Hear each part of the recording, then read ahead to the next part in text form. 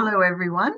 Welcome to another episode of Astrology Now with Babula Clement, astrologer, and myself, Cheryl Gottschall.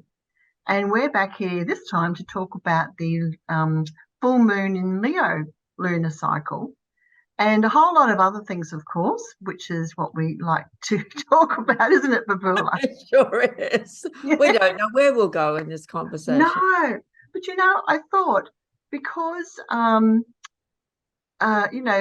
I thought it might be nice to just in the next few episodes to talk a little bit more about, do a preamble about Aquarius as well.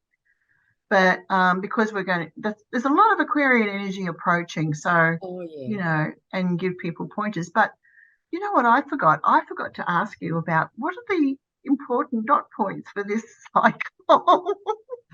Well, it's very Aquarian Uranian energy for this one. Uranus being the planet that rules or governs the sign of Aquarius. Yep. So it's very much charged, infused with that energy. And, the full moon's actually in Leo, but it's very strongly impacted by this Uranian Aquarian energy in a big way. Yeah. Okay. Well, hang tight, folks. We will be back soon to talk more about that and to delve deeper into the next lunar cycle.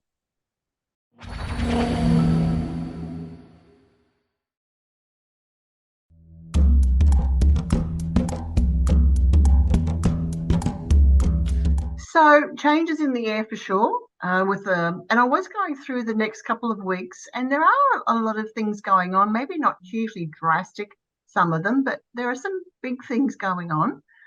But like we said before, just give some more examples of Pluto approaching Aquarius. And I don't know about you, Babula, but I've been noticing big tech layoffs, with various companies like Microsoft sacking 10,000 staff and Amazon cutting 18,000 staff. And Meta, which owns Facebook, Instagram, and WhatsApp, they cut 11,000 employees. So to me, that was a really good indicator of, Pluto in Aquarius in action, really. What do you think? Yes, and that's really interesting what's happening there. And I'm in two minds about it. One of them is it an indication that more and more people, the public are stepping away from those big, high-tech organizations? Or is it because they're laying off large numbers of staff because they're replacing them with AI? Well, the other things I've read is also that they overcompensated for the pandemic and they put way too many employees with having their expectations too high. So now they've had to lay off a whole slew of people, which is quite a collective lot of people in the workforce. That's a lot of people. Yeah. But I just thought, well, there's an indication of Pluto and Aquarius in action for me anyway. Yes, and it hasn't even yet entered the sign of Aquarius, which it will do in March. Yeah. So we're sort of at that place now where Pluto's coming to that last degree of Capricorn. And it will, as we know, go backwards and forwards over this last degree of Capricorn, off and on throughout this year and next year, and just touch into Aquarius. So these are extremely interesting times. A lot is going to happen and continue to happen. It's quite tumultuous. It's quite intense. It's quite exciting also. Yeah. It's like you're on the edge of our seat, like watching to see what's going to happen next. I know. It's like watching some sort of program and saying, oh, okay, that's next. All right. Some sort of live theatre in action. It really is. It really is, yeah. Yeah. I just thought of Days of Our Lives. I mean, it's a bit like that, isn't it? Days of the Cosmos. It's the grandest soap opera of all. Yeah, exactly. But like you've said before, like this, it's not an exact moment that this happens. There's a leading up to, and we're sort of seeing these, I guess you'd say, the foreshadowing of these things. And I look at it, these little hints of that manifesting in different places. Yeah, that's right. I mean, we're in the Aquarian lunar cycle right now. We're going to be talking about the full moon, which is the halfway point of that cycle. So the sun has already been in the sign of Aquarius for the last 2 weeks or so. And and this is like a prelude, these 4 weeks of the sun moving through the sign of Aquarius and the new moon at 1 degree of Aquarius 2 weeks ago, is the kind of forerunner, if you like, of two things. Pluto about to move into Aquarius in late March, and in early March, Saturn leaving Aquarius and going into Pisces. So, and Saturn is an old ruler of Aquarius. It's the ruler of Capricorn. So there's so much in that. There's so much about structures and systems, jostling and battling and fighting for control and dominance and pushback and rebellion against it, and control versus freedom and autonomy, and there's just so much in it all, and it's all kind of happening on a daily basis. And I'm also noticing I'm having conversations with people everywhere, like just meeting friends for coffee, and everyone has their own perspective and viewpoint. But what I'm noticing is that these conversations are coming up in a way like previously I'd noticed people would often just kind of avoid that stuff and talk about other things. Now it seems to be really coming to the fore. What the hell is going on in the world? It's really starting to rise up as, it's got people's attention. Yeah.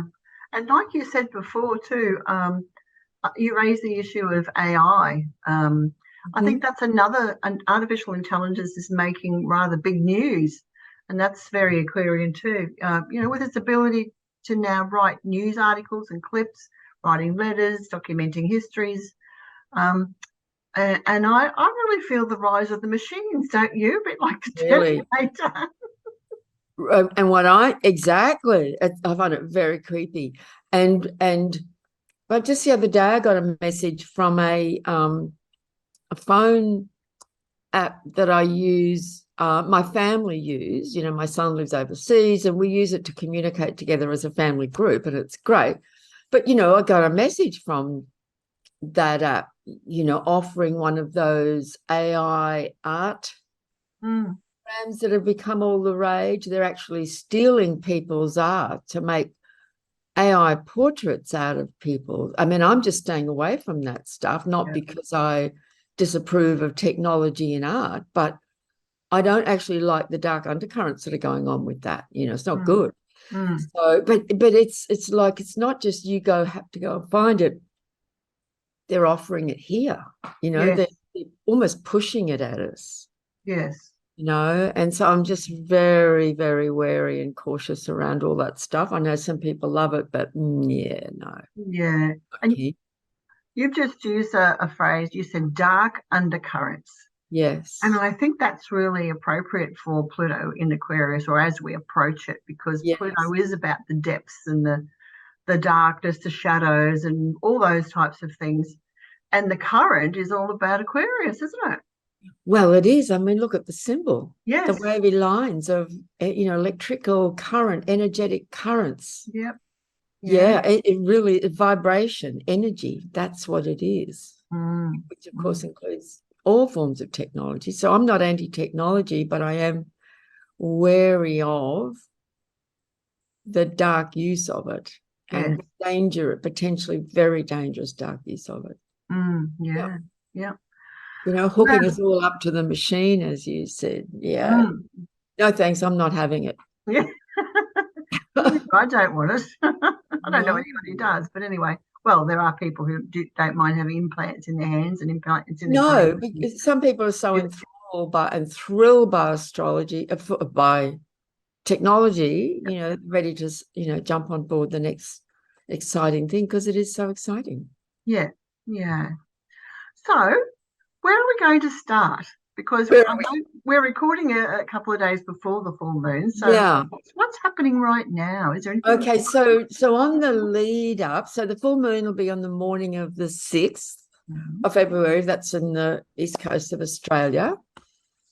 Brisbane time, for example, it's around 4:30 a.m. is the exact moment on the Monday. On the 4th, the sun will be at 15 degrees of Aquarius, making an exact square to Uranus. And then 2 days later, the sun will move into position at 16 degrees and make the opposition to the moon. So even in that couple of days just prior to the full moon, the sun is already in alignment with the planet Uranus. So this particular full moon that is just about upon us, I can just quickly, I've highlighted it so it's easy for people to see. So here's the sun at 16 degrees of Aquarius in opposition to the moon at 16 of Leo, which makes it a full moon. They are both forming an almost exact square to the planet Uranus. Uranus is the ruler of the sign of Aquarius. So it's a very Uranian full moon, even though the moon itself is in the sign of Leo. Yes, yeah. So, we've been living with a lot of very strong Uranian energy the last couple of years anyway, with the squares to Saturn and so on. So even this full moon in the Aquarian cycle, just prior to Pluto moving into Aquarius, is very, very strongly infused with this, and I'll use the word radical energy. Yeah. It's radical, you know? Yeah. So there's triggers there for like unpredictable change. Yep. Power struggles with new I want to say new thinking and old systems or something like that. Yes. Impulsive reactions, maybe people feel jumpy. Very, very jumpy, restless, agitated, Yep. Sleepless nights, possibly for some, this energy is like that. It's very electrical. Yes. It's got that energy and very unpredictable. At its best, when Uranus is very active like this, it offers the potential of very real and very radical breakthroughs and breakouts and freedom. And this can get very, very subtle. It can be huge movements of freedom, such as people en masse standing up and saying no, or getting out in the streets, that kind of thing. In an individual, it can get right down to very subtle, finely tuned, radical separation from what we've known before, relationships, like, because we're going for our freedom. And freedom, we could spend the next 3 hours talking about what freedom means. I mean, what are we even talking about? Yeah. Freedom from what? And it gets more and more subtle and more fine. And even in perhaps groups of people that we've been associating with for ages, we might even start feeling more and more like, I'm not even sure if I fit with that group anymore. Even though on one level it might look like, yeah, they're my people, but we might even start questioning, like, is that really? And in some ways it might be, I need to break out completely on my own for a while to sort of reassess and really sort of reconfigure myself. So there's a lot of energy here. Yes. Yeah. So for people to sort of pull back, I guess it's like we talked about before, individuation from a collective, whether it's a small group or a big group, and sort of discover yourself and who you are. That's right. Yeah, especially with that Leo, about your identity as well. Exactly. Yeah. So, and who am I, and what am, I guess, and of course, when I think of Leo, I think of the lion. So I think about sovereignty as well. And of course, a sovereign wants to control things too, right? Or oversee things, but it also needs to be able to know what's going on. Put it that way, know everything that's going on.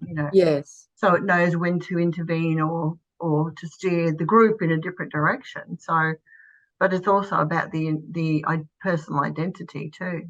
Very much.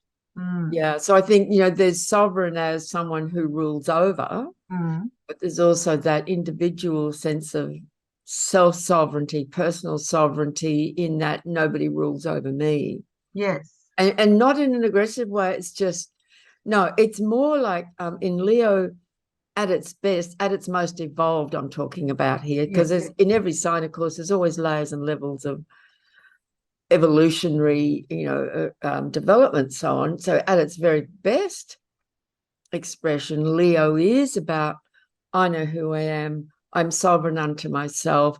I make choices that I'm clear about for myself, and the connection to Aquarius to Leo, and I offer that for the betterment of the collective and the group. But it's from this place of self-knowledge, you know. And in that way, you know, I often think of Leo as like, get that crown, put it on your own head, you know, so that no one's ruling over me. Yeah, yeah, very much so. Yeah, And so it's an interesting one, this one, because Leo, you know, the other expression of that is rulers and leaders who seek to rule over and dominate over. You know, Leo is the boss. Yes, yeah. You know, it's like a little kid. You know, I've heard little kids say this. I remember years ago, and my daughter was 3. She said it to me one day. You know, they stand like this, go, "You're not the boss of me." And on one level, I'm like, yes, good for you. You know, like standing up for yourself. Yeah, so there's many layers and levels of expression, you know, Leo as, you know, autonomy, self-knowledge, self-sovereignty. But in a more negative expression, it can be the dominating leader who just wants to rule over everything and everyone. Yeah. On So another, all that's kind of in the mix, you know, with this full moon. on another tangent, with physical health, because it rules Leo rules the circulation system, the blood pressure, heart, aorta, all that sort of stuff. And with Aquarius there, I just sort of think, I wonder if there would be an increase in heart problems or even heart attacks. Yes. That's a Yes. possibility in this population. Yes. And with the full moon squaring Uranus, they can happen like that. That's right. Yeah.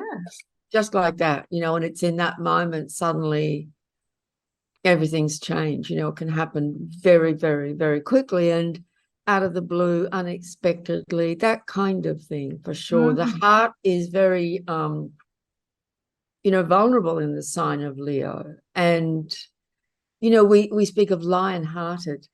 Yes. You know, I often think of Richard the Lionheart, you know, that image we have of yeah, so it is absolutely heart health for sure.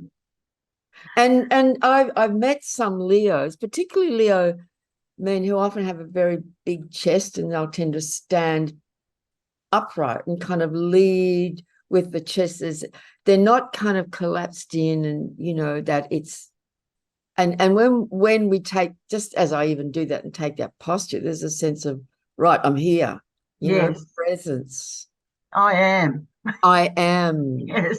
I'm actually reminding myself to Everyone who's watching, sit up straight. you know, and as an osteopath, I used to see a lot. You know, so you're actually lifting from the sternum. You're not lifting from your back. You're actually lifting it up, and so the whole chest. Yeah. So thanks. I've just reminded myself. That's excellent. You won't need And it. everything feels different when I do that. Like my whole sense of myself changes immediately when I adjust the body posture. So there's something for everyone with this Leo full moon. Are we standing tall? Are we standing up? You know, proud like a lion in, you know, in our own self knowledge and beingness. Yeah, standing up for ourselves too. Yeah. Yeah. And not cowering or collapsing or, you know, that kind of thing. Yeah. It's interesting. The more you dig, the more like you say, many layers to it, aren't there? That's right. Yeah, exactly. I mean, of course, Leo is also a sign of fun and play and self-expression and, you know, art and color and having fun with your friends, you know, so there's all of that here as well. I mean, I'm seeing, like, if somebody was to have a party around this full moon, as people often do, could be a pretty wild old party, you know, Leo, Aquarius, Uranus. Yeah, it could be, you know, like a dress up party. You can just sort of play with all the different scenarios you can imagine. Yeah. Yeah, as mentioned. I was going to say, I know that you're also interested in the asteroids. I don't know whether you had a chance to have a look, but I was reading that Ceres went retrograde just before this full moon in Leo as well. Did you have anything about that? Yeah, well, she you know, some astrologers wouldn't classify her as a planet as such. Yeah. If we separate her out a little bit, there are currently no planets retrograde. Everything's moving direct until April, except for Ceres. Did you say Eris or Ceres? I think I said Ceres. I think because of a Yes, no, cross you did. from his series. I Well, don't know.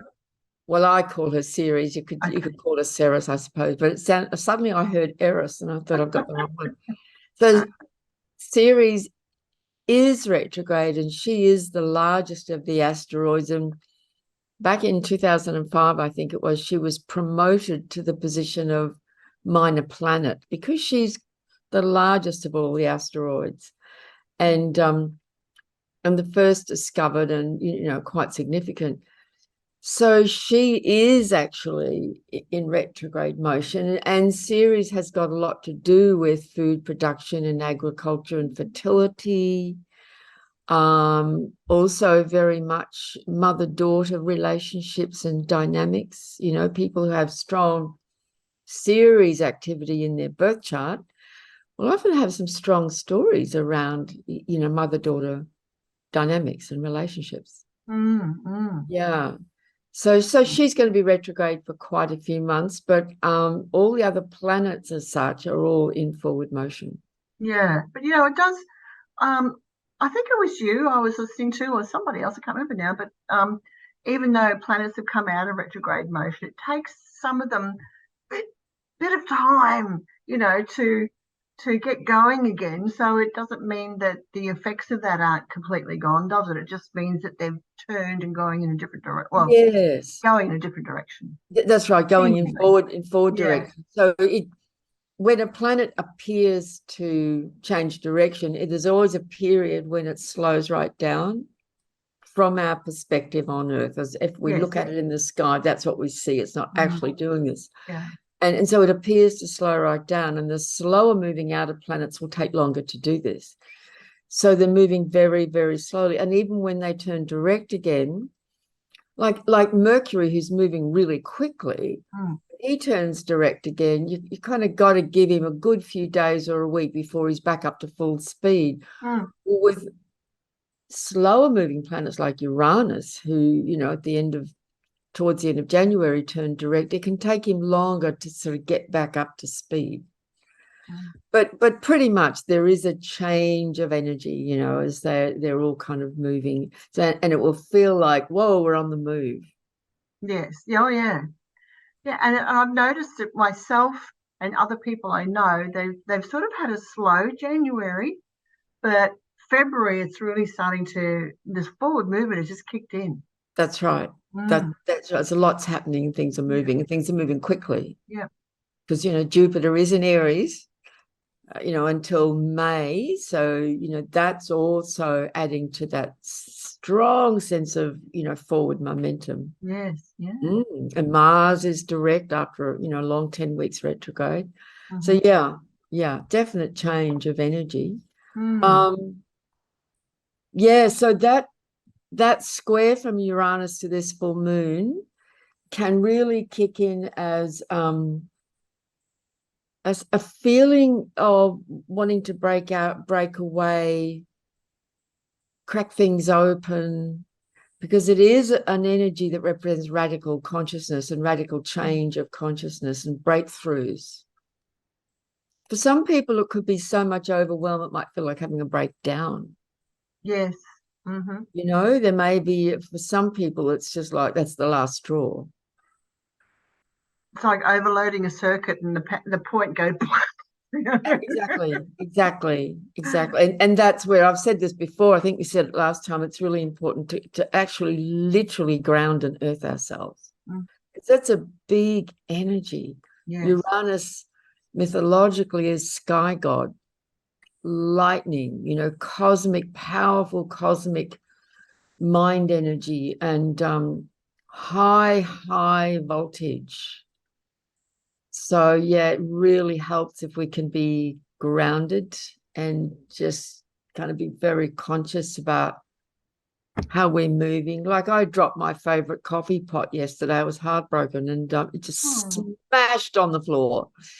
That's a very Uranian kind of moment. And I realized the minute I put it on the bench, I put it too close to the edge, and it was like I literally watched it fall, and I knew it was going to smash.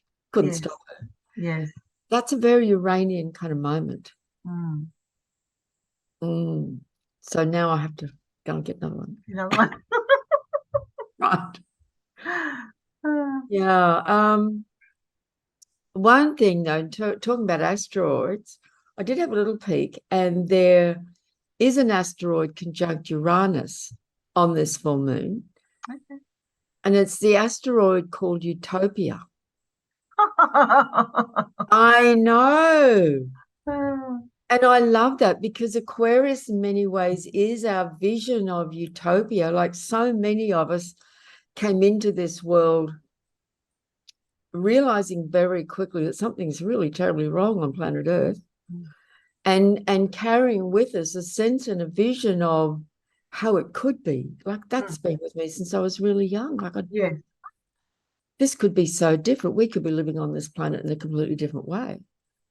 And that vision of some utopian ideal, we can poo-poo it and laugh about it, but actually, I still believe that's where humanity is going. It's going to take us a little while to get there. Some generations, maybe even, a couple of centuries possibly to fully create a utopia, but that's where we're going. So I really love that. I love to see that asteroid Utopia is right on that Uranus point on this full moon configuration. That's wonderful. Yeah. Oh, I have to say I'm a long-term utopianist too, Exactly. for sure. Always have been, and felt the same way. And in fact, in a way, there's a sense of carrying the seed for that around in each of us, who I think, feel like that. yes. And I actually think that, people are the seed carriers for the new future Yes. and for And the Aquarian age and all those things. yes, Yeah. that's right. We are it. Yep. It's about the individuals, isn't it? And yeah, I like that. Mm. Yeah. Holding that vision, those seeds, that energetic imprint, Mm. blueprint, very Aquarian, Uranian, even that kind of language, isn't it? Yeah, it's like it's been encoded into your Yes. hard drive or something. Yes. And I think too, when you travel, you sort of leave bits of that around as well. Yes. And I was told by a lovely lady years ago who sort of understood these things more deeply that, there are reasons why people are drawn to certain places, like going to the pyramids, for example, because when they go there, they leave seeds or they pick up seeds and take them Yeah. back to where their point of origin, these Yes. energetic seeds that can then manifest wherever they go. Yes. And there's some kind of energetic exchange, isn't there? Like a resonance, a vibrational exchange from the place itself to the individual and Yes. well, yeah, there's something about now. I confess I'm quite ignorant, but I remember I did come across this, and I don't know enough about it, but an understanding that the Aboriginal people walking the song lines was as much about them activating and keeping those song lines and those energetic grids alive and energized and active as much as it was as the reverse, Mm. like maintaining that energetic connection of the people and the land and those vibrational pathways, which are also connected to the skies and the cosmos and so on. Mm. And they can lay down new song lines too by doing walking that path. And I think that's probably how they do it. I don't know if they actually sing, but I by think so. by walking a certain path, and with the intention to lay that down, they Yeah, can actually imprint it as well. Because I think everything's about intention anyway. absolutely. And there is a lot more, and it's even now a lot more interest and awareness of the power of these grid lines and PowerPoints around the globe. Yes, Aquarius. That's right. Like, people are just starting to really understand this more and more and more. And there's more coming out and more documentaries about it and more programs about it and so on, and about our real history, and, you know, that we haven't been told the truth about, you know, humans' history on this planet and so on. So there's much to still unfold, I think, and be revealed. And that's another powerful piece of the Uranus Aquarius energy. It's also about the revelations. Yes. The revelation of information and knowledge, higher knowledge and truth. It's a sign that's very connected to truth. Sagittarius and Aquarius, to me, both hold very strong imprints about truth and freedom. Yep. You know? Definitely. In Aquarius, it connects us to the whole universe. And, you know, yeah. Cool. So we're walking the circuit boards of planet Earth. Indeed. And somebody told me recently in a session I did with her that I am living very, very close to, and I've actually been to this particular location, like it's literally a few suburbs away from me, one of the most powerful places in the whole of Australia. Oh, where? Oh, where you live? Yeah, near where I live. Oh, okay, interesting. And I've been there a few times and didn't really know, but, you know, I had been drawn to just go. It's like a park area. Okay. So, but of course, this is everywhere, really. You know, I think the whole Earth is imbued with these energies, but there are certain places, you know, where the lines run really strong and there's, you know, really powerful points. And I can tell you, as a paranormal investigator, yes, strange things can happen in those places too, particularly where they intersect. Yes. Very good. Dowsers pick those up as well. Yes. The dowsing, that's right. And there have been times, because I have I had a friend who was a crop circle researcher in the UK. See, this is where I go off on a tangent, but it's all relevant because it's all relevant.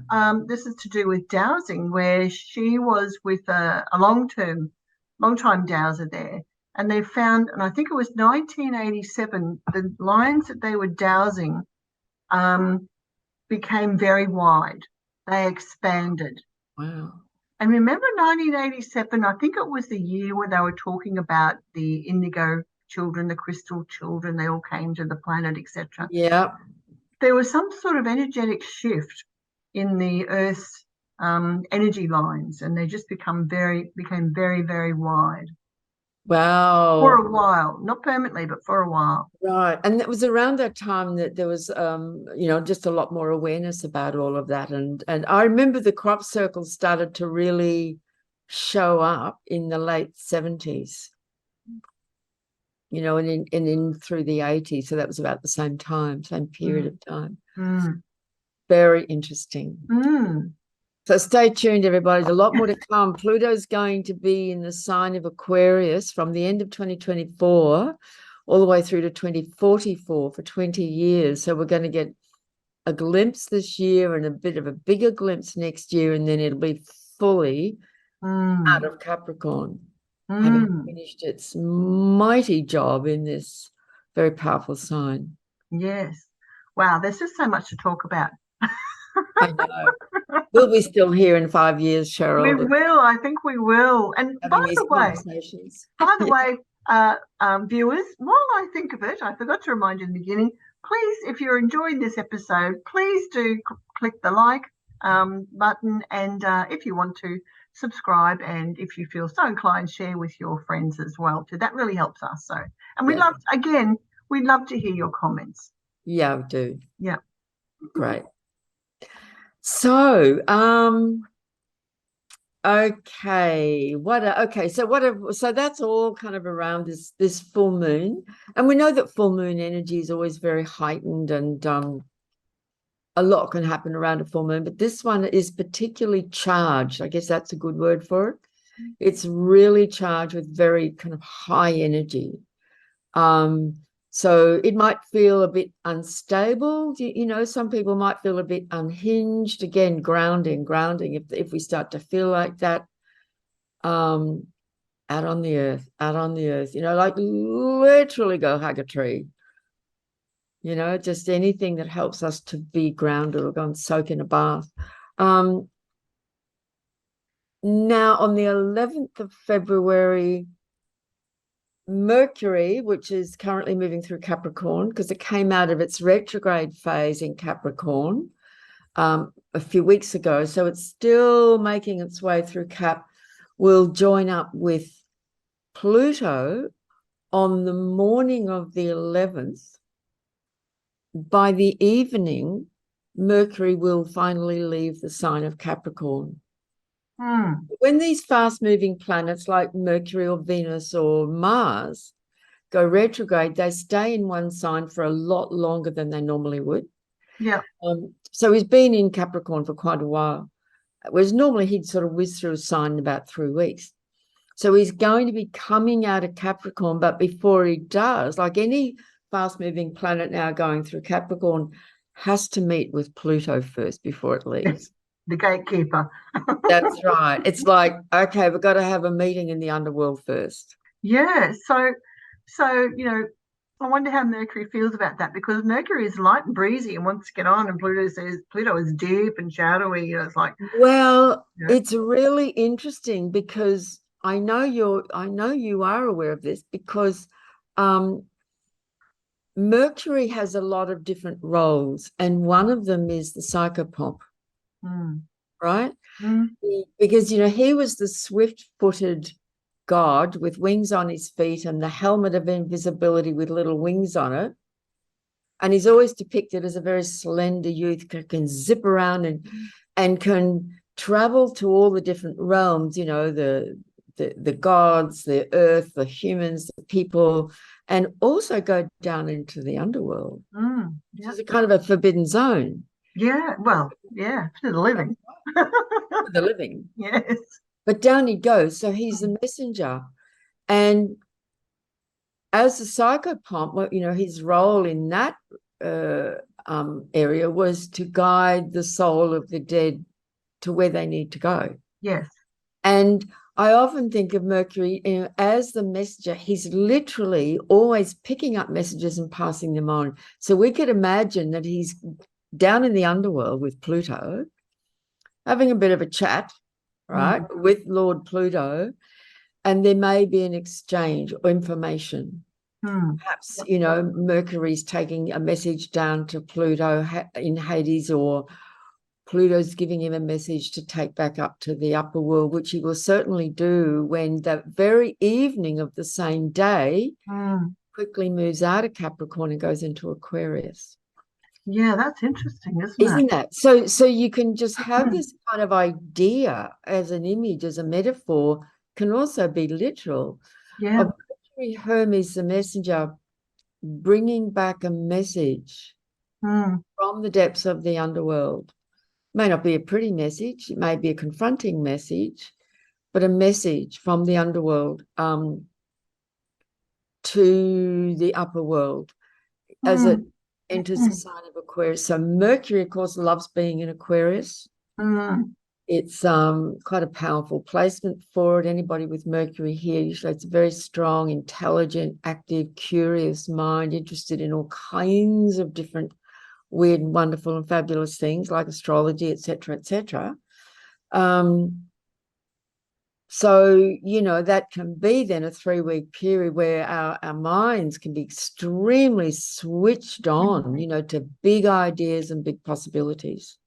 Yeah, that's what I was thinking while you were talking. I mean, I think that the information would be enlightening, because that's what Aquarius is about, the light, you know. Exactly, it is. It holds a lot of light. Yeah. So, yeah, stay tuned, I guess. And I'm wondering whether we're going to see some kind of revelation from the shadow realms get exposed, Yeah. right, as he comes out of the underworld. Yeah. and out of the fully completes that retrograde phase and comes out and then just takes off through the sign of Aquarius. Yes, with his wings flapping, like as if information that people, institutions might have thought was long dead and buried actually rises to the surface once again. Very interesting. Indeed. I listened to a fascinating conversation just yesterday about, certain aspect of history that was, this woman had done a lot of research, and she's really presenting the likelihood, if not the fact, that it was all a scam and a lie, the whole thing. A very significant part of history. And so, it's just our opening up our minds to like, that puts a different slant on things, and you start to see it in a new light. Are you talking about world history, Australian history? Yes, I'm actually talking about, I'll say, I'm talking about the Renaissance. Oh, okay, yes. Yep. And she's looking at old documents, paintings, Renaissance paintings, famous figures from the Renaissance, the church, artists who were all connected to the powers that be in the church. Artists then were basically employed by the church. Yeah. And so, and it was, she's just putting all these pieces, of research together and visually showing it, in her slide presentation. Because when I was in school, I actually studied art history. I loved it, so I've always been interested in that. So I go, but it was making sense to me. It wasn't a shock. It was just I hadn't quite considered it that way. Yes. And then as she's presenting it, I'm going, I think she's right. So that's a very kind of Aquarian thing. Like what we thought was true, suddenly it gets cracked open. Yes, yeah. In a new light. And that is the Aquarian process of liberation. We become more liberated when we are able to break away from those old strictures and structures and systems of thought and belief and so on. But that can also, and this is another Aquarian issue, as all Aquarians know well, this can also alienate us from the world around us. Right? Because nobody else is thinking like that, and you go, yeah, it becomes a minority. Things start to feel like that, alien minority. But that's the ability also to have independent thought. That's right. Yes. That's right.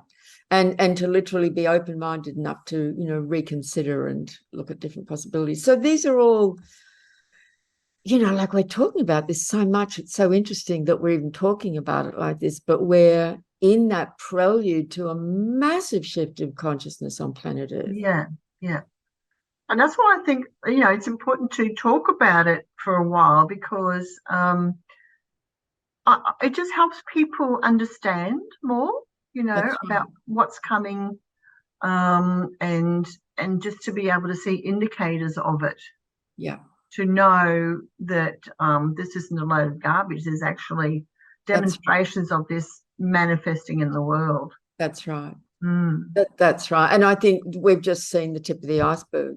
Yes, very much. I'm now seeing a lot of people coming forward and speaking about our ancient history from different angles and showing how, it's not what we've been told. Something different. And I'm excited by that, because I'm very curious. Like, I want to know, I want to know more. Yes. Because it's liberating. That's the point of it, isn't it? And how can we move forward if we're still stuck in that old stuff? Yes, exactly. Yeah. How can we create a new world if we're still living out of that old belief systems? Yeah. So, yeah. And I'm guessing that a lot of people who watch these videos are probably going to be a bit Uranian Aquarian anyway. It's show up in the chart, otherwise they wouldn't be tuning into an astrology conversation like this. Yes, for sure. Okay. All right. So Where are Mercury, we? Mercury, where are we? So the sun's in Aquarius. Mercury's going to be moving into Aquarius some days after the full moon. On the 15th, there's going to be a lovely conjunction of Venus and Neptune in Pisces. Yeah. So Neptune rules Pisces, has been in Pisces for years, still got a few more years to go. Venus, we say, is exalted in Pisces. It's not her sign of rulership, but it's a sign that she's very happy to be in.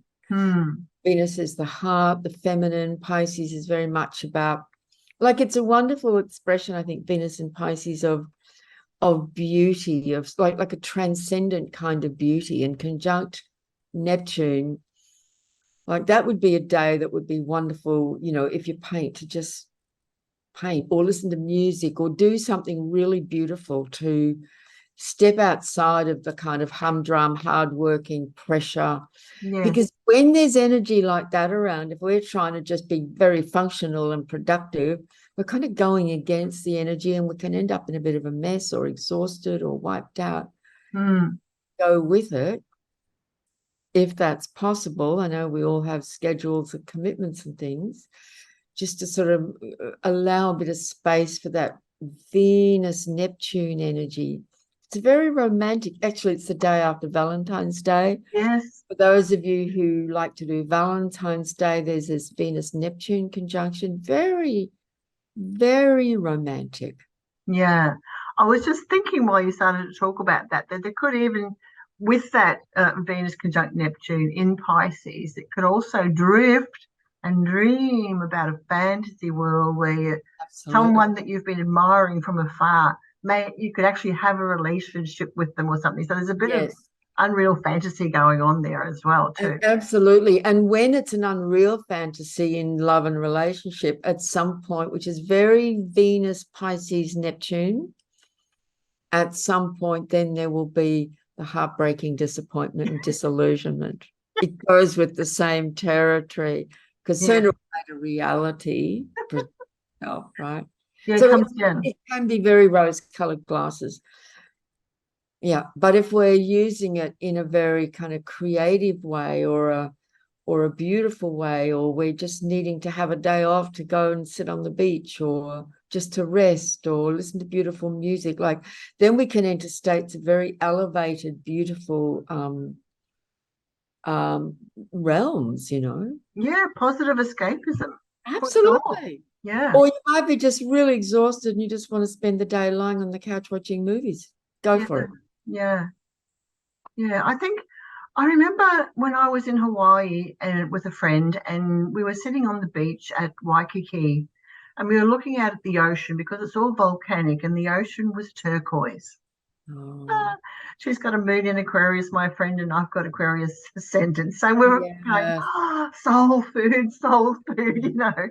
But we sort of disappeared into the ocean with that color and how it made us feel. And it was very dreamy, very otherworldly, actually, you Yes. know. So it's that sort of feeling that can arise, I think.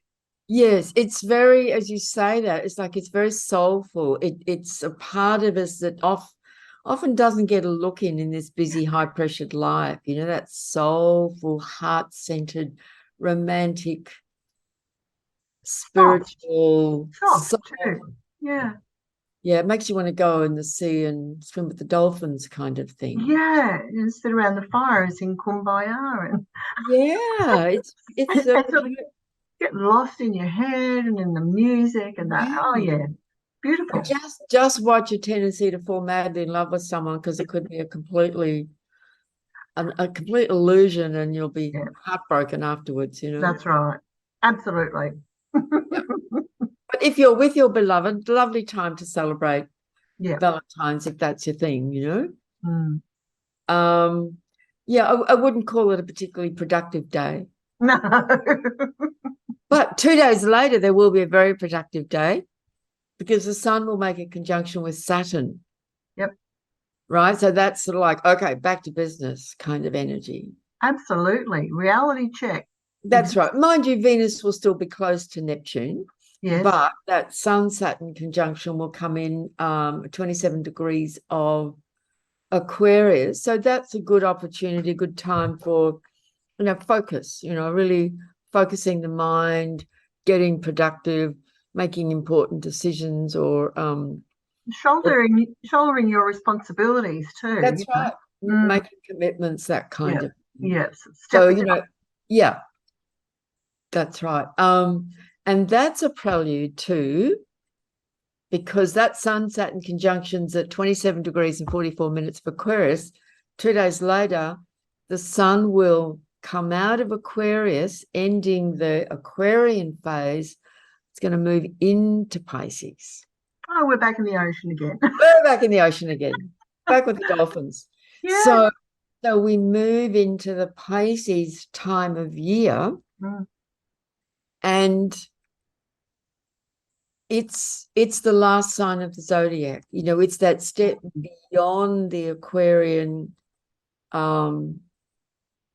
intelligence and cosmic consciousness. It's you might think, well, is there something beyond that? Yes, there is. And this is a sign of disillusion and oneness and dissolving and letting go and emptying out. So I always recommend, because I've learnt myself the hard way over the years, to make that time of year when the Sun is in Pisces, as much as we are able to in our life, as few commitments as possible, making space and allowances for rest, for letting go, for emptying things out, for taking a break, doing beautiful things, paying more attention to soul, to mm. your inner life, just taking the pressure off if that's available to us and if that's possible, just taking the pressure off and taking a break. Yes. Yeah. I think that's so important what you said about you know, taking time for the soul. That's right. Um, I try to do that more and more. And I think I am these days, taking more time to make sure that my soul is fed, my cup is full. Yes, Unfortunately, I can do that. I work for myself, so my time is very flexible, and I can put time aside and take a bit of time off here and there and play hooky. And that's right. and I just feel so much better when I come back because I'm just push the refresh button. That's right. You feel replenished and Yes. ready to be available again. Because one of the things about Pisces, which we'll be talking a lot when we get there, because on the 20th, of course, it's the Pisces new moon. Mm, And it is a sign where there is a natural urge to be of service. mm, And one of the issues in there is that it can be such a strong urge to be of service, we can overly sacrifice ourselves to a point of exhaustion. yes. Yeah. Lots of issues for us to talk about around all of that. And Yeah. yeah, and of course, the Sun coming into Pisces on the 19th is also in the lead up to Saturn moving into Pisces on the 7th of March. Mm, It's a strong theme, energetic shift coming yep. up for everybody, Yeah. in that phase. And on the same day of the new moon, which we'll talk about then, Venus comes out of Pisces and goes into Aries. So there's always these complex, multi, layers of different energies at play. It's never just one thing. All the planets are moving at different speeds and so on. So the Sun goes into Pisces as Venus moves out of Pisces. Yes. Yeah. And the planets, they hinge on each other, don't they? While they're unfolding this cosmic story. They're all in relationship with each other. They're all forming these ongoing and unfolding and closing and opening configurations and dynamics, just like we are in our relationships in our own lives. Yes. They're living, breathing, moving, changing things. And it's the same with the planets, shifting, changing in their dynamic relationships with each other. It's fascinating. Yeah. Yeah. Mm. Yes. So there's something going on very often in this next lunar cycle. Yes. Like may not be huge, but some is. And others are just sort of shifting, changing tack Yes. as we move There's, along. yes. It is quite a dynamic, high energy full moon. And March, which we're now in February, so March is big. I was just going to say massive. That March is big. There's big things happening astrologically speaking in March.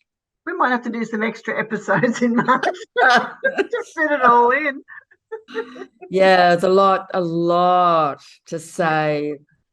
Very, very, very interesting. Yeah. And of course, March, as I've been saying, is the Pisces month. Yes. Until about the 20th. It's those first 3 weeks anyway.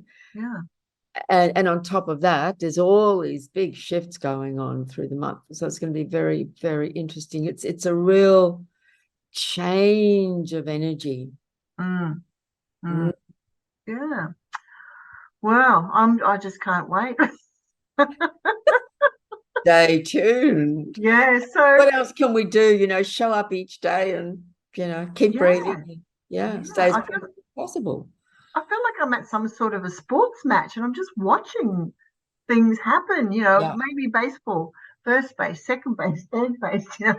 right field, left field, like what's going on? That's right. There's something going on like in every direction. Yeah, exactly. And you're trying to understand how to synthesize it together.